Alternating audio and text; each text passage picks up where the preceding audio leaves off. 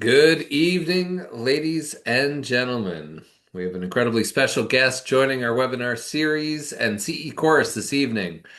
Welcome aboard. We'll give everybody a quick second to jump in and connect. A whole whack in the waiting room this evening.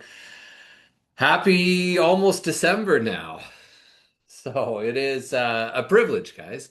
We've did an incredible course about 2 weeks ago on embezzlement and people, and here is the really sort of the second and trifecta of that piece, which is your career, career success, and the smart decisions because God knows we're making decisions every single day, and sometimes it's the biggest decisions that are the hardest, and or we procrastinate, and suddenly it becomes little mountains become a molehill. Let it be people, career decisions, specifically about growing the business. Should I buy? Should I build? I spent an hour on the phone today, Peter, with the doctor thinking, should I buy or build the Wow. building?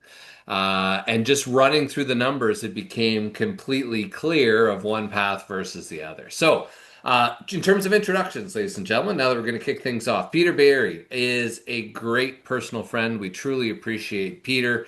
Peter and I have done the in-person circuit, and normally he is the best dressed, and you can't get the full perspective, but Peter absolutely owns the stage. For those of you that haven't talked to Peter before, or for those that aren't a Peter client yet, truly highly sought after industry leader, advisor, coach, speaker, whose message ultimately has empowered audience and teams across North America. Peter is the founder of a company called Practice Mastery.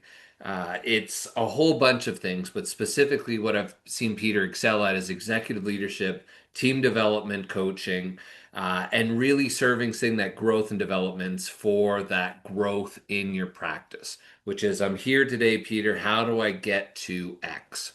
So 20 years, Peter has empowered dental professionals, industry companies, systems, strategies to really help for extraordinary growth, higher income, and quality of life. Because ultimately, it is such an interesting perspective talking to young doctors today, Peter, about should I open my own clinic or should I just be an associate? Peter personally provides customized group one-to-one success training dental professionals across North America. Peter, thank you so much, my friend. Thank you so much, Eric. It's really exciting actually to be with you. And it's really exciting also because there's so many trends that are happening right now, in the world of dentistry. I mean, right down to the fact that patients are not, take two of these and call me in the morning no longer works. Trust me, I'm a doctor. We live in a more complex world where people have so much more access to information. Patients are more aesthetic conscious, they're more wellness oriented. Technology's changing, team members are changing. Today team members don't work for the employer, they work for themselves. And when their needs aren't met, they move on, especially if they're A players, they tend to look for greener pastures. And I mean, even the marketplace is changing with the rate of change and research. So I'm looking forward to after Eric, to sharing with you guys how to build strong teams and embrace technology, and really how to lead a thriving practice. And thank you so much, Eric. I really have a lot of respect for Cirrus Consulting and the work you guys do. A lot of people think that negotiating a lease is just about the lease, but I think really negotiating the lease come after having to get to know you and the clients you serve is a lot more about empowering the long-term, I would say, freedom and financial success of a practice. And so I really admire a lot of what your company does. We appreciate it, and it's a perfect lead in. I have the humble ability of being the owner of Cirrus and looking forward to, again, giving some great content this evening and having some fun. So, yes, from the CE side, for all our PACE accreditations, I'm the owner and president of Cirrus Consulting Group, and we will process those CEs in roughly about 10 business days. For those that attend, don't just grab a glass of wine and come back, grab a glass of wine and join us for some great discussions here. With that being said, the chat is open. Let us know what part of the continent you're coming in from. Number one. Number two is Q&A is open. Feel free to post some key questions specifically to the situation or other pieces about some of the challenges. We're going to keep things, again, no death by PowerPoint, but having some great conversations about what's keeping us up at night, what are some of the challenges, and how do we help. So, to help customize some of those, there should be a quick intro poll. Give us a little bit of background in terms of your situation. Are you buying? Are you building? Are you expanding? Are you renovating? Are you purely thinking of just fortifying the business and focus on growth? In addition to that, Cirrus, 32 years in the business, and ultimately we're there because you are the best tenant on the planet. Yet, by and large, dentists especially consistently overpay and rent and sign leases that are designed for the nail salon next door, not for the multi-million dollar dental clinic. So as we look towards this, I ask you to, as we making those smart decisions, the first piece is framing it all together. So one of the key pieces Peter always does is to really help frame your situation, frame the challenges you're having, and using that as a framework to help move through that solution. So ultimately, just for a moment, try to think about your situation through the eyes of the landlord. You are the best tenant on the planet. You've got the highest build-out costs. You've got the lowest default rates. You're in the same location for 26 and a half years on average. And if we looked at even a $5,000 a month with a 3 or 4% annual increase, that's over $3 million of spend over the average time that the dentist is in the same location. So leverage that to say, if I'm about to sign that lease or lease renewal, think of it as a check, as the biggest check that you will sign in your personal or professional career. And then the other pieces have our cake and eat it too. If we talk about growth, Peter and I have a mutual client, which they're in the conversation of saying, look, should I stay? Should I potentially expand into the adjacent suite or should I pick up and move? And the sort of my answer was, let's do both, meaning let's see what the best potential deal is for the landlord to stay. Let's also think about what the best potential deal is for you to pick up and move down the street. And one doctor recently, with a five-star Google review, we saved her $293,000 in terms of the build out of that new clinic. So, Nice. again, in terms of smart decisions, think about it through a new lens. We're not here to make everyone experts in dental office leases or lease negotiations, but ultimately, you want to make sure that it's aligned to the long term goals of the clinic. Base rents, annual increases, common area maintenance, fixturing, free rent, tenant improvement allowance, landlord work are just some of the multiple different financial variables that can have the impact of tens, if not hundreds of thousands of dollars over the term. In addition to that, stability, security, right? The ability of making sure that you have term and lots of it. Peter and I have done lots of events and CE courses with a lot of the practice brokers. And ultimately, what we see all too often is doctors that are trying to sell but have insufficient term on the lease. And let it be in Canada or let it be throughout the US, the banks are now controlling the buy sell, which basically means that if there's insufficient term on the lease, right? They will not issue the long-term loan. So some banks will basically say, look, if you want a 12-year amortization period to pay back that $1 million loan, we want at least 12 years worth of term and options to renew. Full stop. So, with that being said, also the risk. Most doctors focus on the first half of the first page. And God knows it's base rent, maybe term, maybe the annual increase. But there's another 55 and a half pages of other stuff that, as we realize, life is difficult, landlords can be difficult, but creating a lease to help align to the long term goals of the dental clinic and minimizing that risk. That could be personal guarantees, that can be requirements to return it to pre dental condition, that can be continuing liability post sale, uh, as well as flexibility. Do you have an exit? Right. Peter's been coming to lots of our courses, specifically talking about the emergency exit. Heaven forbid, if you were to pass away tomorrow, what happens? What do you do? Who would you call? Do you have a drawer that some doctors do, which basically says, honey, if I died tomorrow, break the glass, here's the valuation, here's the lease, sell it. Keep the building, right? Sell the clinic, and here's the lease in order to facilitate that. Uh, the ability for that is something like a death and disability clause. So, for those of you taking notes, it is a fantastic component to include into each and every one of your leases, meaning it's a simple clause that, heaven forbid, you were to pass away. It gives your estate the ability to terminate the lease and walk away. Barry was aware, and we've got a mutual partner we work with, and it was one of her clients up north of our head office. And it was a doctor who built at a beautiful six operatory clinic 3 weeks prior to the grand opening, died of a massive heart attack. Fully built out clinic, no doctor, no patients. How much is that clinic worth? Unfortunately, zero, less than zero. The reality was, it then the landlord went back to the spouse and said, unfortunately, Mrs. Smith, you're now responsible for the roughly $9,000 a month, increasing at 4% per year for the remaining 9.5 years on the lease. So ultimately, I share this not being alarmist, but again, the smart decisions. The smart decisions are such that we're thinking beyond the day to day. We're separating the forest from the trees. In some cases, it feels like we can't get away from the tree from the leaf. But ultimately, the things we do today should all be about putting a protective force field around those eventual practice sale proceeds. Because God knows we're spending enough in rent and leveraging that data. One of the key pieces that we've A had lot the of our a lot of yeah, the clients that have worked with you have given me the feedback that when they first were looking at a lease, they'd look purely at the numbers. How much am I paying per month?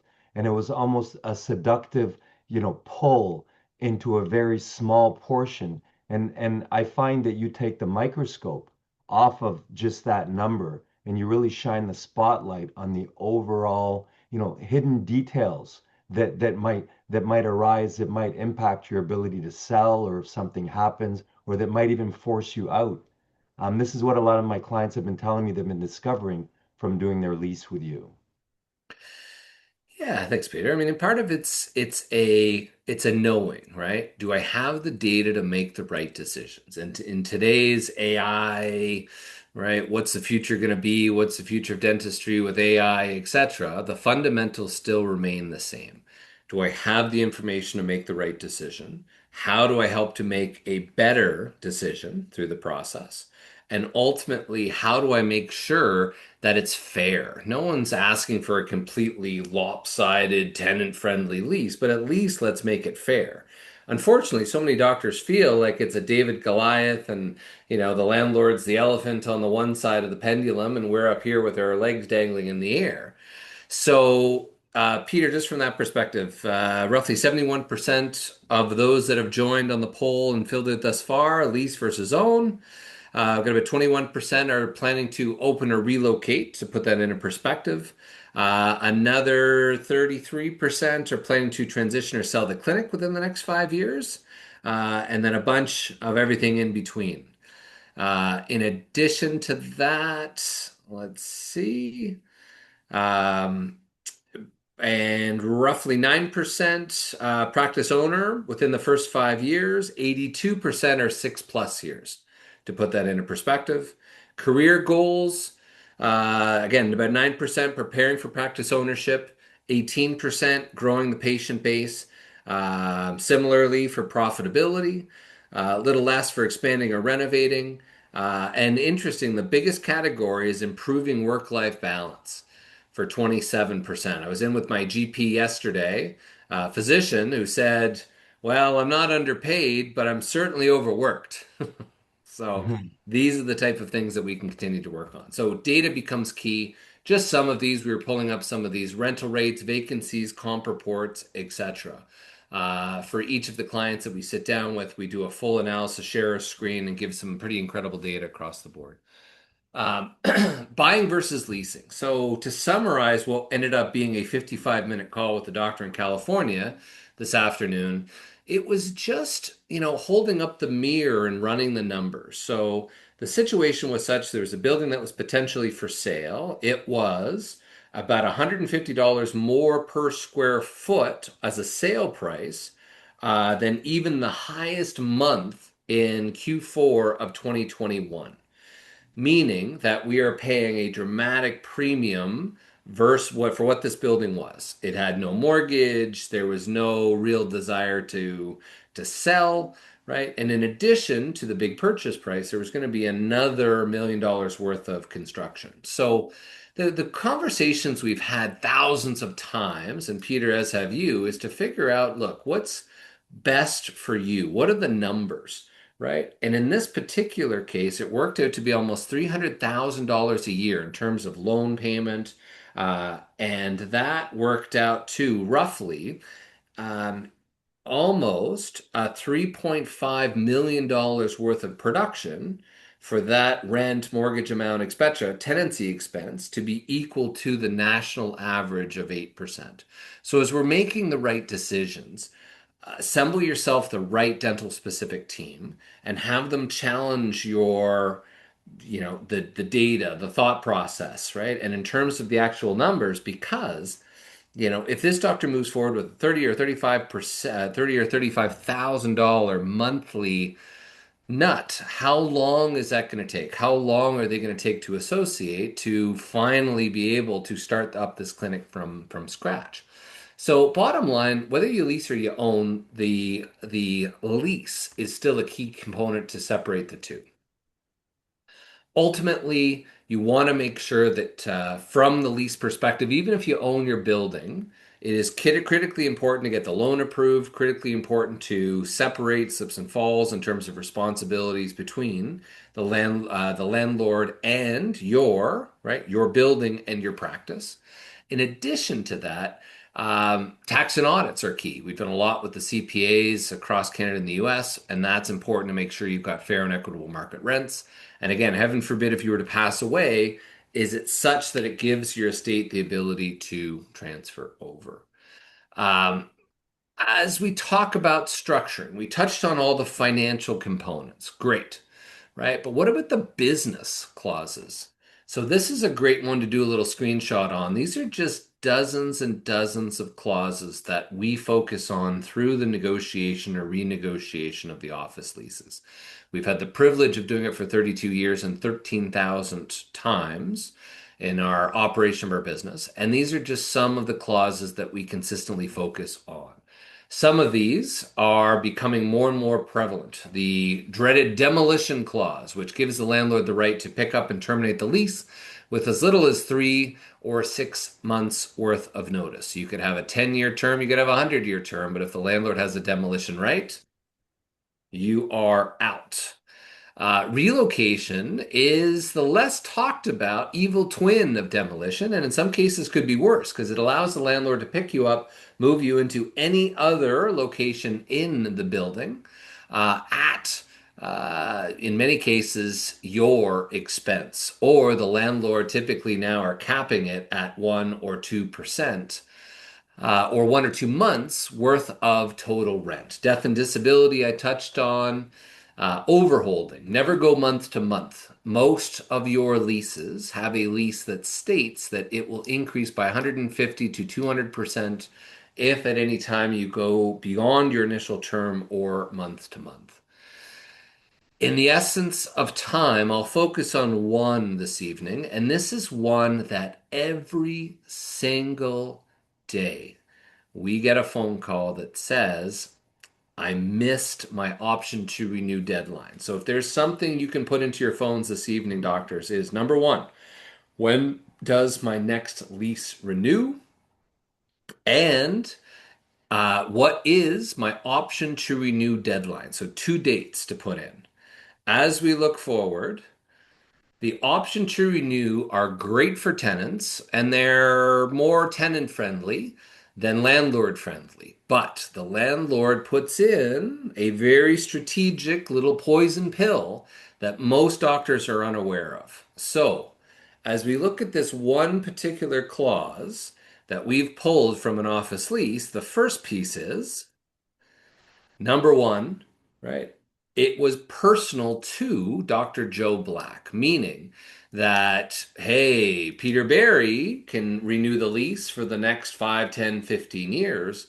But if Peter Barry sells to Dr. Joe Black, right, that is not transferable.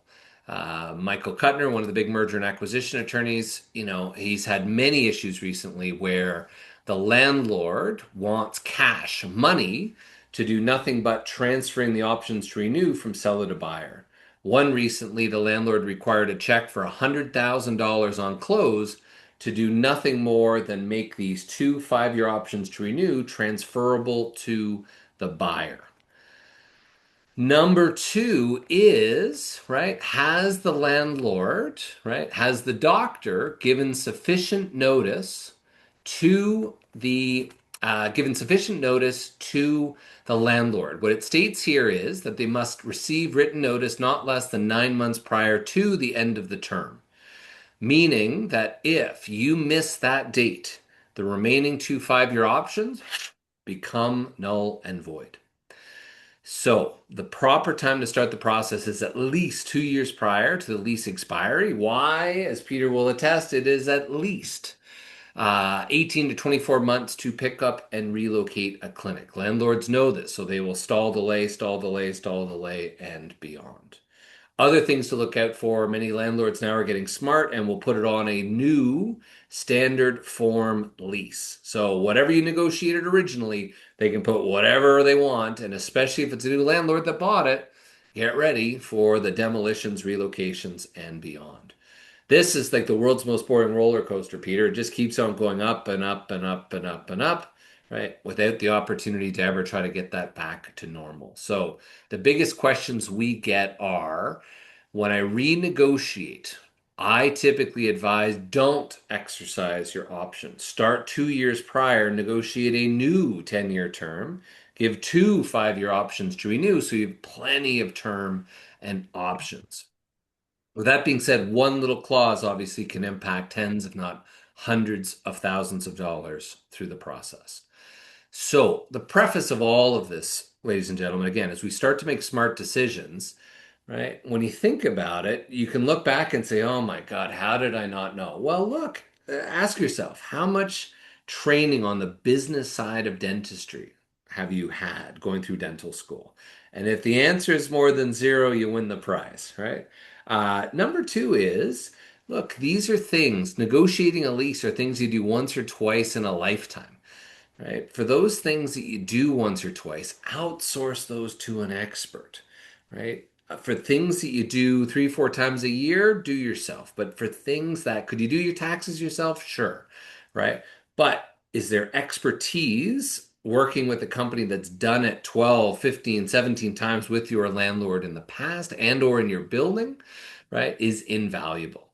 So the last practical example, this is one that I keep scratching my head on, but devastating situation where the landlord, who the doctor thought was his friend, basically sent this letter to the dentist. This was 5 years after he built out, had done everything right, paid his rent on time, built out, everything was ready to go. And 5 years in, a little less, got this nice little letter that said, Doctor, as you know, your lease expires on X. Pursuant to 2.2, Section 2.4 of your lease, you had an option to renew your lease for 5 years at market rate. However, you are required to give me written notice of your intention to renew by not later than 6 months prior to the expiration of your current lease term, which you did not do. Well, this was literally 2 days after this missed. So the remaining two options became null and void.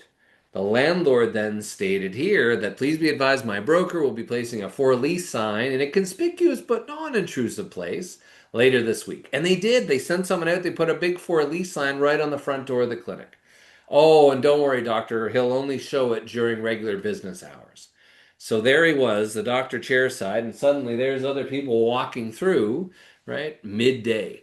So all of this could have been avoided by helping to structure it in advance. Lots of examples in the essence of time not to go through, but we've had the privilege of supporting thousands of doctors, but mostly because things like little decisions were missed, not focused on, not relevant, and not seeing the importance. And here was a doctor that was 74, and the landlord refused her to sell the clinic three separate times. So, as we wrap, and I pass to Peter, how do we win these pieces? How do we make great decisions? The key decision on Lease is time. 32 years in the business, what we've seen is the earlier the process, the more leverage. Starting the process typically 2 years prior gives you all the time, energy, and effort to, right, play every card in the deck. The more what they teach the landlords is this same screen that basically says to the landlord they can increase their profit without a penny of additional expense just by stalling, delaying, and running out the clock. And every day that passes, right, the landlord's ability to increase rents to astronomical rates on renewals. The most recent one, Peter, was over 40% that the doctor had when they were going to renew the lease, right? And that is exactly what we're trying to avoid. So, number one, get all the information. If you do not have a countersigned lease from both you and the landlord, please email your landlord, right? Request a digital copy from the original lease and any amendments, riders, exhibits. Number two is, right, figure out your goals, what the long term future looks like for you and the clinic, right? Work with great individuals like Peter and team. Number three is if you have not had your lease professionally reviewed, by all that is holy, please make sure that, again, take advantage of tonight's ability to help ensure that you've had someone give it a look through, go through the red flags, give us a half an hour to 45 minutes, and you will be amazed what no one else on your professional team has shared with you going through that lease line by line. Market research. Again, another great question is when was the last time you compared your rent to market price? Right? Are you overpaying? Are you underpaying? Is the tenant next door that's vacant, are they offering 20 a square foot when you're 25? Right? How does that make you feel? Number five is don't stop until you create a full strategy. And what have we not done, Peter? We haven't picked up the phone and called the landlord. So please do not pick up the phone and come to the office tomorrow and say, wow, I saw Peter Barry. Mr. Landlord, what do you want to charge me? Make sure that you have a rock solid foundation. Then negotiate financial. Then negotiate the business clauses. But ultimately, don't stop until you get to that final form lease that you're satisfied with. On that note, we're going to do Q&A at the end. So, Peter, I will unshare and And I've eat. got a couple and I've got a couple of questions for you related to that at the end so we can have a discussion. Perfect. Right? I'm going to share right now.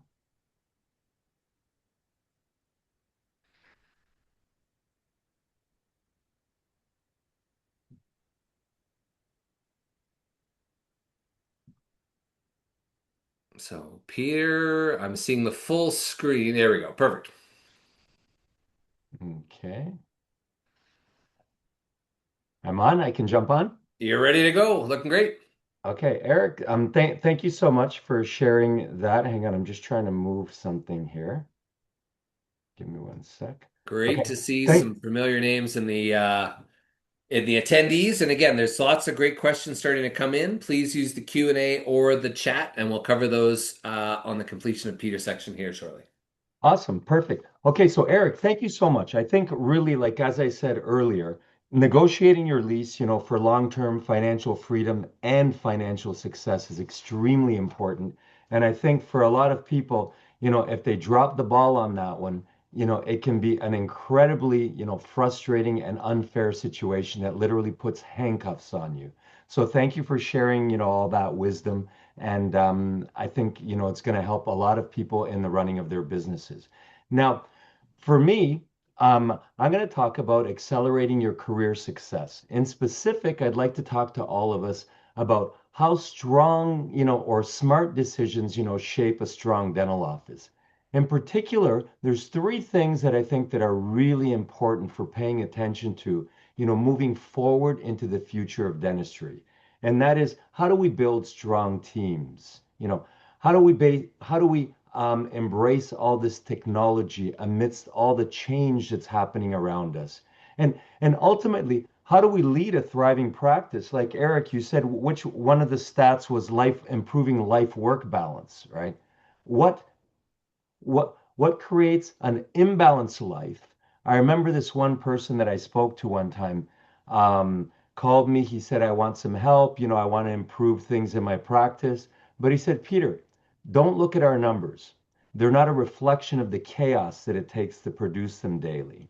And that chaos translates into people's personal lives, because how we feel at work and the amount of time we spend at work really spills into the time we have for freedom at home. And sometimes, we may get off on time, everything's great, but our heart is drained, at the end of the day from the complexity of the dynamics of everything that's happening during the day.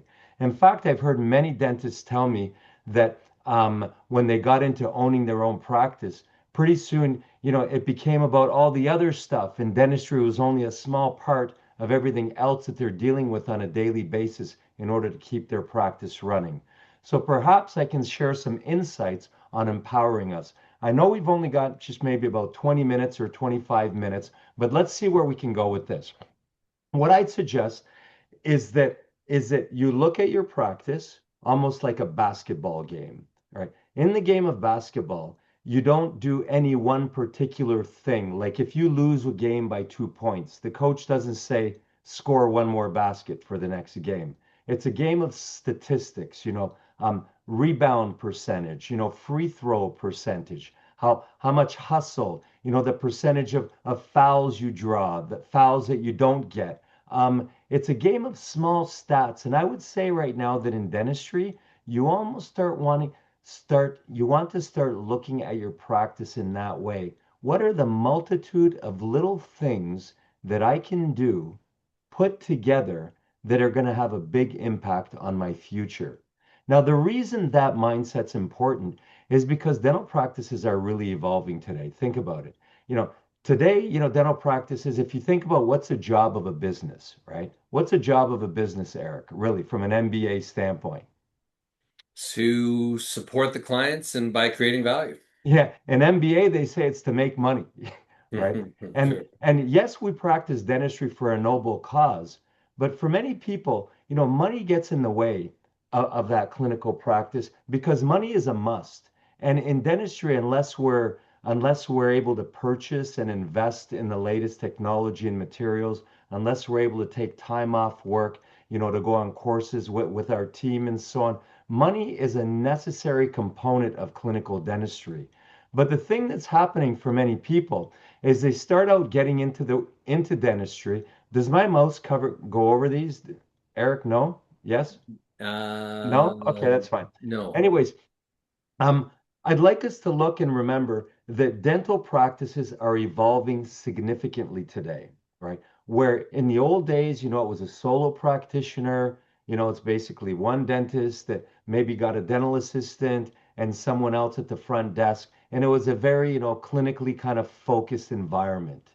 But at some point, dentists started to realize, hey, we can add a dental hygienist, which is not a loss leader anymore. We can have an associate, a specialist, multiple specialists, and there emerged large group practices. But today, where it became more of a business focus, and then you've got DSOs, or let's call it investor dentists. Maybe they're not a DSO, but they've got multiple locations. And Dr. John that just used to focus on one office, and used to be available all the time and used to be able to work slowly and spend time with patients can sometimes become diluted from jumping from office to office, responsibility to responsibility under the pressure, of money.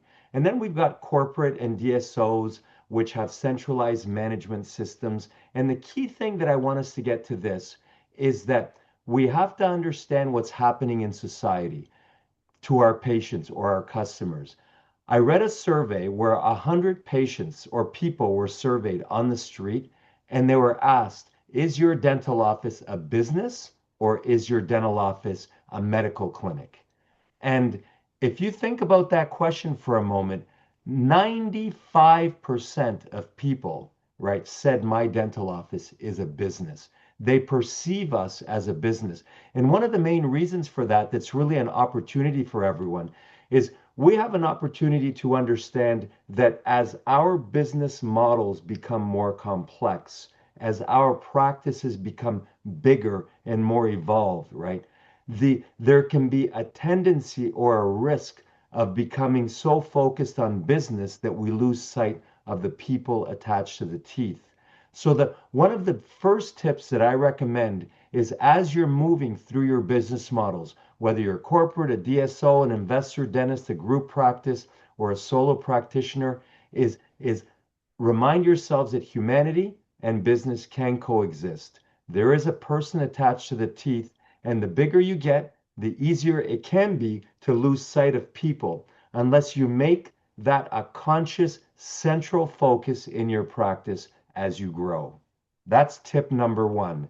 Make focusing on people a central focus in your practice, whether you're small or medium or large. As you grow, pay attention to the people attached to the teeth and don't lose sight of humanity, under the model of business. Humanity and business can coexist. With that in mind, I Ask think any entrepreneur on the planet what's the biggest challenge for any dentist, and it is people. absolutely. And a company is really people serving people in the company of others. There's a lot of complexity and dynamics that goes in that. The bigger we get, the more we need to keep the heart open, and it's almost like slow down to engage with humanity, and you will get better results in every small detail in what it is that you do. The next thing, how do we thrive in a world of massive change? Let's think about this for a moment. We've got more clinical and theoretical knowledge. We've got early diagnostic tools. The scope of available services in dentistry is vast. Technology is completely changing the face of the way dentistry is practiced, served, delivered, and experienced by patients. And AI is flipping this whole thing upside down, and then we've got quantum computing at the research level that's accelerating the rate of research. So I think really in today's industry, the new skill of success is that we have to ask ourselves, how agile is my practice? And I want everyone to really think about that for a moment, because how you do one thing is how you do everything. And the necessary question is, how agile is your practice? The ability to change and the ability to move new ideas through people is the new skill of success for the future of dentistry. The ability to dance with all this disruption, all this change that's happening around us. If I could give you an example, if we can remember way back maybe in the mid 90s, right? When appointment books for those people that were around were still around. So people booked appointments in appointment books.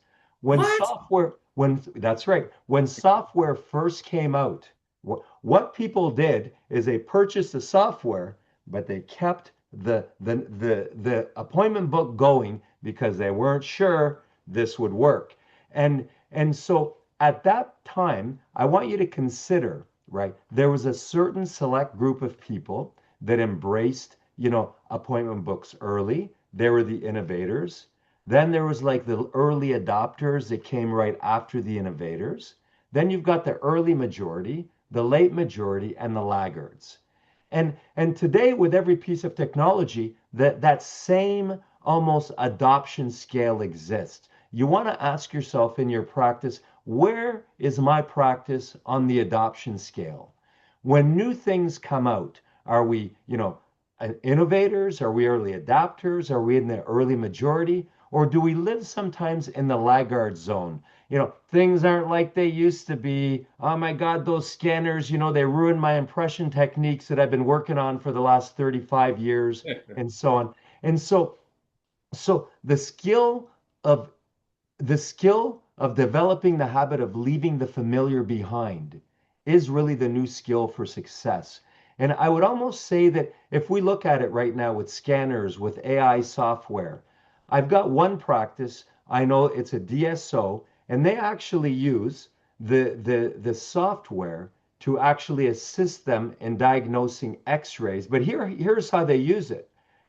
They'll open a new office and they'll put sometimes, a very young, perhaps in some cases, not very experienced dentist, but they want to have a mentorship relationship with that dentist. So they use the software to look at, what are they, let's look at the x-rays and then let's look at the treatment plan. Did that, is my associate underdiagnosing, overdiagnosing, and how can I collaborate with my associates and mentor them? And they use software to actually assist them in that. So my message to all of us on this is think about how agile your practice is and remember, right? If you want to evolve with the times, embrace new things more quickly than you ever did before, because change is happening more quickly than it ever did before. Set goals with your team. Go on courses. When the sales reps come to your office, they're not a nuisance and a burden. Open the door. They hold the key to all of the new things that are happening in the community. And I think the future requires people to make much more engaged and personal relationships with the people, with the dental industry and the people that, that are providing these new technologies and these new innovations.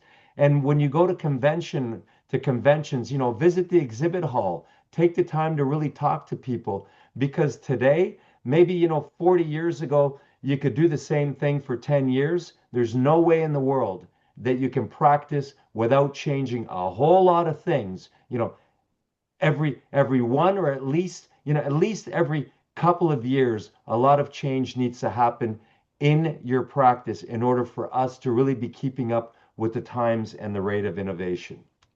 Next thing. Um, The next great tip. quote, the great quote on that point, Peter, was, uh, "We are in the slowest rate of change as we will experience for the rest of our lifetimes right now."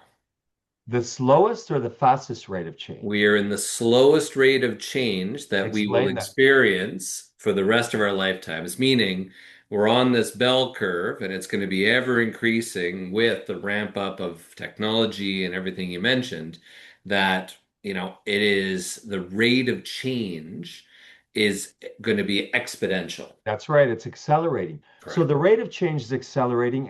And so today I really think we have to develop the habit of leaving the familiar behind and almost adopt what's that saying? If it ain't broke, people say don't fix it. But the new model for success is if it ain't broke, break it, right? Find new ways of doing things. New ways are coming up. Don't get too attached to the old, or it locks your entire practice around a world that no longer exists, right? And the example obviously I gave is with impression materials and scanners and all the opportunities that scanners and digital technology is offering for dentistry today. Okay, next thing we should look at is what are the keys to a happy workplace? Because at the end of the day, what I've always learned is that you don't grow a business. You grow the people within your business. Then together you can take that business anywhere, right? So business is about people, and practices today that want to really thrive in the future of dentistry are the ones that create environments that are attractive to A players, right? A players, and I want us to all really think about this, are the people out there that you would want to work in your practice because you want people that are committed, reliable, engaged, interested in growing, learning, serving customers, those types of things. But how do you attract those A players? You attract them by understanding the 6 keys to an empowered workplace. The first one is people need meaningful work. Okay. I'll go through these quickly and then I'll tell us how to create a workplace like that. Meaningful work just simply means that if we don't talk about our vision and purpose, our daily routine becomes reduced to a series of meaningless, boring tasks that have no purpose beyond the task itself. I'm Linda at the front. I answer phones. I'm Janet, in hygiene room 1. I clean teeth. I'm, Dr. Smith in room 2. I fix problems and fill teeth. When our work becomes reduced to those separate, meaningless, boring tasks, right? It's basically robotic. People get bored. You can go through your entire day without thinking. So a good work environment is one that takes the time to really look at why we do what we do, right? Each area of responsibility has to have philosophy behind action. It's not just implementing systems, it's having philosophies that drive those systems based on values and goals of the practice. Number two, challenge. People like variety. Listen, a lot of people resist change, right? But they need variety, or sorry, they need change for variety and stimulation. So change is a good thing. People just resist it because their primal instinct, animals survive in the wild in the familiarity of the known. But we're not in the wild. We're in dentistry and in business. Change is good because change brings stimulation and variety that keeps us engaged. Otherwise, our life will look and feel like we work in a on an assembly line, right? The next one is growth and learning. People want to be able to grow and learn in a practice, whether they feel interested in growth and learning or not. I can tell you that if they are in a practice that brings growth and learning opportunity to its people, people tend to become more engaged and more stimulated in those environments. Also, appreciation is extremely important. I was speaking to someone the other day that's a manager for a dentist that owns 5 practices, and she said, the more offices my owner bought, the harder I worked and the less, the people around me could appreciate the hard work I was putting in behind the scenes. And so it's extremely important as a practice. I don't know if you heard the saying, there's some people that the only time they say well done, should be when ordering a steak. Well done is not appreciating people. Appreciating people is looking at the people you work with and telling them, thank you so much for that thing you did yesterday or how you treated that patient. It really impacted our office, our team, and what we stand for. Thank you. I appreciate you. So creating an environment of appreciation. The next one is autonomy and freedom. How you get autonomy and freedom is basically there is an office that I was working with that I remember there was so much micromanagement happening in this office before I began with them that when the owner walked up to the front desk, the team would just turn off the computer because they knew it would take time to reboot the computer and they didn't want feedback, from the owner because they knew what they were doing, right? It's extremely important in dentistry that we create environments where people can exercise their strengths and creativity and where they have room to think. And I can tell you a good chunk of people that lead their dental office or managers, right, have a tendency to micromanage, right? But the goal would be to create environments and conditions where people can work autonomously, right, and have a voice and be involved in the growth of the business. The question is, how do we do that? Let me give you basically the framework of this.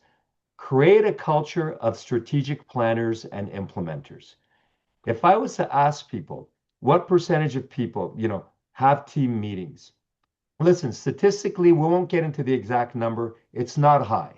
There are a lot of offices that don't have team meetings. And if they do have team meetings, the team meetings are merely or mostly focused on solving problems. If you want to run a practice that attracts A players that have challenge, recognition, growth, autonomy, a voice in the growth of the organization, then develop the habit of implementing powerful team meetings. There's a book, it's called Death by Meeting. The reason that book was written is because a lot of people hate the way team meetings are run. They breed negativity. They don't necessarily involve everyone. They're focused on maybe pointing certain people out related to certain things that maybe shouldn't be happening publicly. And the whole idea is, I would say, the practice of the future that's really going to thrive is one that takes the time, and I can't do that in 20 minutes, but to develop the skill of running empowered team meetings, right? Meetings that do first for solving problems, meetings for implementing ideas, but meetings also for setting goals. Those three things have to happen. And I think those meetings need to be much more than 1 month apart. Because if you're working 200 hours and taking 1 hour to sharpen your axe, think about this. Abraham Lincoln said, if I had 2 hours to chop down a tree, I would spend 1 hour sharpening my axe. My question to all of us is when you reflect on your practice, life is a skill and you are athletes. Look inward at yourselves and ask yourself, how skilled are we as a team at implementing team meetings? How do we run those meetings? And how do we create an environment where all people in the workplace can contribute to giving feedback, voicing their thoughts, and really participating in the planning and execution of implementing new systems, new innovations, new technologies, solving problems, and really planning and setting goals for the future.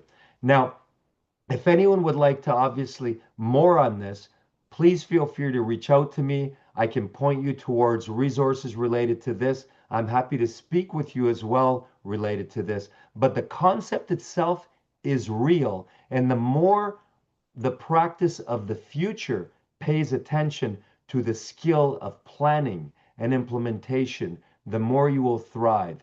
And what I can say for certain is that there's a big difference between implementing something or between adoption, because a lot of people talk about adoption. Well, kids can get adopted, but people get charged with child abuse, right? So adopting is not necessarily the key. Adoption should really become more towards implementing and integration, right? And in fact, if you're moving from adoption to implementing, which is just doing things a couple of times, to pure integration, where you're integrating into the fabric of daily routine problems that you're solving, new ideas that you have, new goals that you're setting, and new technologies that are on the landscape. That's the skill that we want to spend more time creating. With that, right? I, I would like to say that remember, when it comes to recruiting A players, right? A players are people who are kind of the best out there. A lot of offices that have a great practice tell me that it's hard to find good people. I had one person in Mississauga, Eric, I'll be 2 minutes. I had one person in Mississauga tell me, Peter, there's no good dental assistants in my city, in Mississauga. I'm thinking, are you kidding me? There are good people, right? You have to start thinking about how are you attracting those people. You have to think like a hunter in a quiet forest that's filled with wildlife. In order to attract the best of the best, you have to create an environment that people want to be in. Your ad that you write should not be just about good hours, good pay. If you can work at a high pace under high levels of stress, we welcome you because it's almost like heroic to work hard, right? People want the other things that I mentioned, the other thing that I had mentioned on that list: challenge, recognition, growth, autonomy, a voice, the freedom to exercise your strengths and creativity. When you write an ad, write ads that of course must represent your office, create an environment that people like that want to be in, and then your ad should talk about, fantastic career opportunity. Don't hope any longer. Thriving new practices, seeking someone who loves dentistry and enjoys people. If this is you, come interview us for an exciting opportunity to achieve your professional goals here. We provide an environment for you to use your strengths and creativity. Blah, blah, blah, blah. In other words, if you want to attract A players want to work in environments where they can use their strengths, use their creativity, and really contribute to the growth and development of your practice. I think with that, I just want to mention one last thing, right, about hire for attitude, not just because of experience, guys. If you look at this chart, think about which one of these is the best, right? Well, we would say someone with a good attitude that's very energetic. But then when I ask audiences which one of these is the worst, most people will say, well, someone with a bad attitude that's lazy. Eric, can you correct that? Which one looks the worst? I'd argue the bad attitude and energetic, right, would be the Absolutely. cancer in the organization. Absolutely, because they're going to take the attitude and they're going to infect, the whole environment. So I'm just going to remind all of us, that basically moods spread like wildfire. It's a social circuitry in your work environment. And really be focused when you're attracting team members to look for people that will contribute to the climate, the emotional climate of your environment, right? And with that, I'll go to the last one, which is 1, 6, enter, right? And and I'll just say basically to all of us guys, listen, when you have all the ingredients necessary to create any type of practice you want, the world is your playground. When you think about something, it's a dream. When you talk about it, it becomes exciting. When you plan things, they become possible. And when you schedule things, they become real. I would say to all of you, take the time, right, to be more strategic planners in your practice. Involve your team in the direction of your practice. Embrace new technology and innovations, and that will prepare you and almost insulate you for the future of dentistry.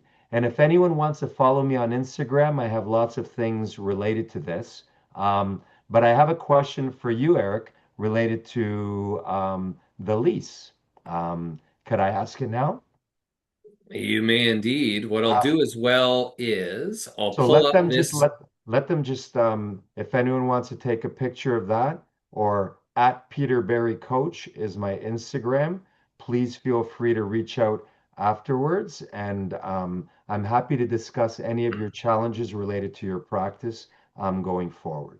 Yeah, Go ahead, Eric. it's key, right? And there's a little section to get in contact. And Peter, we appreciate doing an initial complimentary consult with the doctors because it's so many they come back from these great events and they're all fired up, but it's a well, what do I do first? And I get back into the practice and I'm back into the throes of things. So if you have not or know where to take the first step, right? It's just like AI. How do I take the first bite of that elephant? I know I'm going to have to eat it, but how do I do the first step?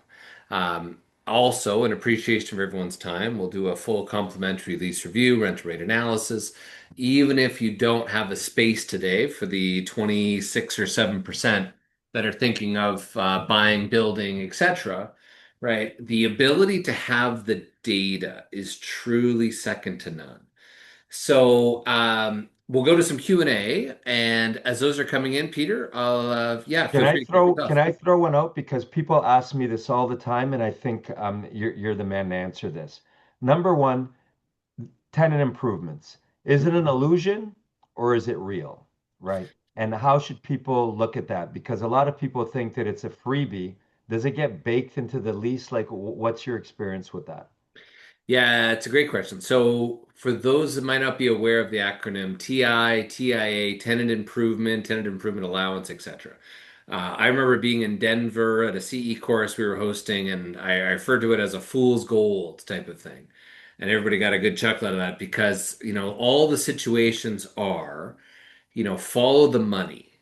Mhm. If ask yourself, geez, when I opened my clinic, did I ask for that $50, $20, $80 per square foot? Or was it the landlord or was it the real estate broker?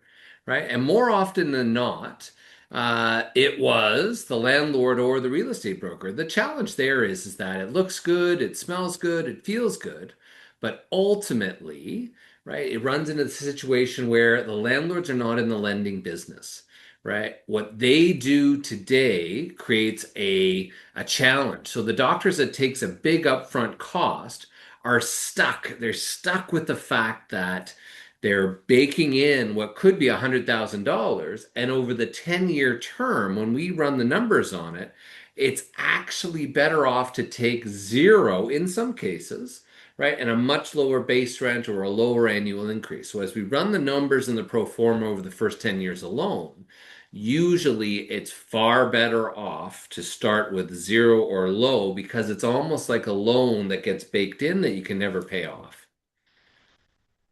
Great question, Peter. Awesome. Awesome. So, Peter, let's talk about people, right? So, we're running the staff meetings, right? The doctor, let's say it is a perception of micromanagement, or, the doctor's very driven and the staff is trying to spread their wings, but, right, we still have to focus on the day-to-day deliverables. We still have to do what we need to do. What are some key things that the doctor can do to help? Again, it's their everything on the line as it's their business.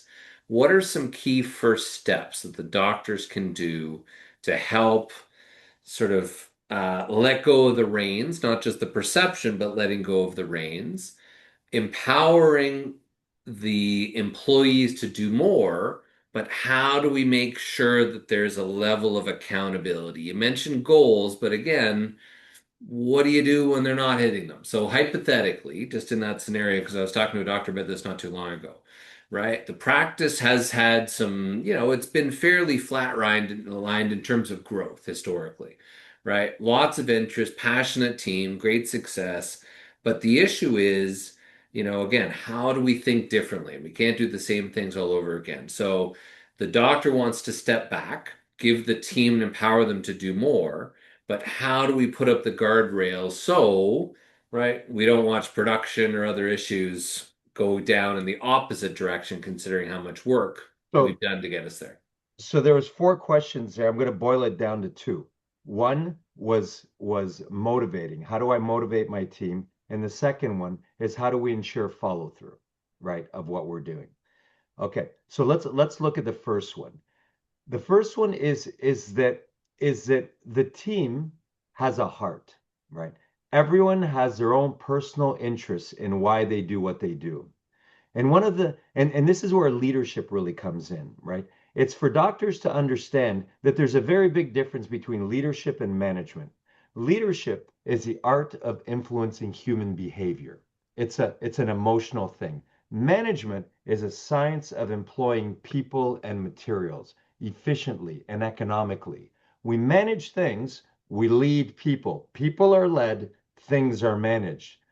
When we run meetings, if we merely focus on tasks without communicating with people related to purpose, why we do what we do. And I'm not talking mission and everything like that, just the bottom line. Why are we doing this, right? Anytime we're going to implement something new, there needs to be a strong enough why that makes sense for everyone, right? So in a team meeting, usually when I coach people on running meetings, the first thing we do is we state our goal. Like, so if we're discussing anything in a meeting agenda, we state the goal in the positive, right? So for instance, instead if it's patients showing up and on time or dealing with no shows, instead of saying dealing with no shows, because that'll make a negative meeting, we would state it in the positive. You know, um, achieving or sorry, stimulating respect for reservations. The next thing we would do is we would state the why. Why are we doing this? How will this benefit us? How will it improve what we're doing? Then the next thing we do is we discuss it, right? You should discuss the circumstance, what is happening, and then the key, the three things that need to happen in every meeting, right? Is you have to solve or you have to discuss, solve, implement. And the biggest gap in meetings is people discuss things, they'll talk about how to solve it, but they don't make an implementation plan. Who will do what, by when, and how will we know it's done? That's the key to keeping things going and to turning discussions into breathing life in the office. And then the other tip that people very easily forget is the next meeting. We should never start the next meeting without bringing forward the previous meeting. Anytime you have a meeting, the next meeting, half of it should be about what happened at the last meeting before implementing new things. So it's an overlapping cycle that basically engages people instead of motivating them, and then empowers people to follow through and to really kind of lock down on commitments. Great note. Cool. Who will do what, by when, and how will we know when it's done? Absolutely. And the question I would ask for you, probably the last one, is with negotiations. I've had a couple of clients that have told me, this is like smart centers, for instance, they will not negotiate. I'm not saying they will or won't, but I'm saying clients will tell me they're dealing with some big landlord that absolutely refuses to negotiate. They just give you the lease and they expect you to sign it. How common is that? And is there wiggle room in there when people hear that? Yeah, I mean, without into any specifics, I mean, I think the best way of looking at it is look at it from this perspective. Look at all of the major tenants that are in major centers across North America. And as you can imagine, from the Walmarts all the way down, of course, there's negotiation in each and every situation. Quite frankly, it's rare that the end tenant is the one dealing directly with the landlord.